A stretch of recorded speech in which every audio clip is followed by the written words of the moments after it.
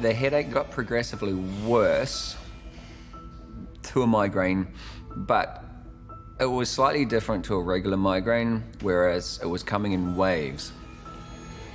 It would get really bad, then it would sort of ease off a little bit, then it got really bad, then it would ease off, but over a period of like minutes. It was only a short period of time before the incident started to occur. And I remember still reading my book and I hadn't got too far into it. David was complaining that he was burning up and his body was getting really hot and his head was hurting. He had to take his top off because he just couldn't handle how hot he was getting. I started thinking, is this going to happen to me? Still the headache? Yeah. I'm assuming that maybe I'm a bit slower, maybe it's going to kick in shortly.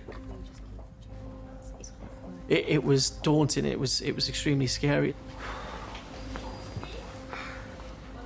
I'm really surprised that they didn't stop the trial next door.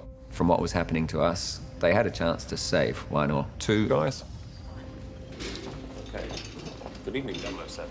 I've really got to get some... When they put the syringe onto that mechanical device, Okay. pressed go on the machine, you could hear the noise of the syringe pump as it was infusing us.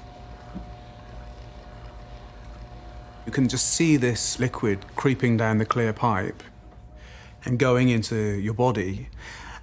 And it's an unusual situation knowing there's, to you, an unknown fluid going into your veins. It's a weird experience. After I'd given the dose to the 7th man, a nurse told me one of the men had a headache. While dosing the 8th, last but not least, the nurse returned and told me that the first man was feeling worse.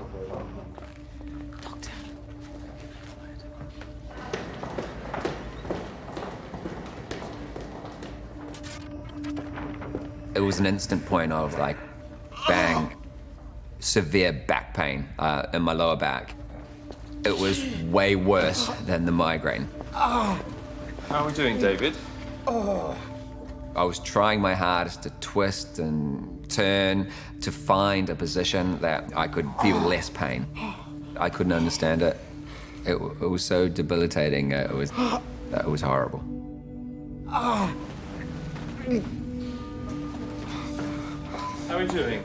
And then the guy to my left started saying that he had a headache and his head was sore and his back was hurting. As bad as it sounds, it made me feel slightly better that I wasn't going through this on my own.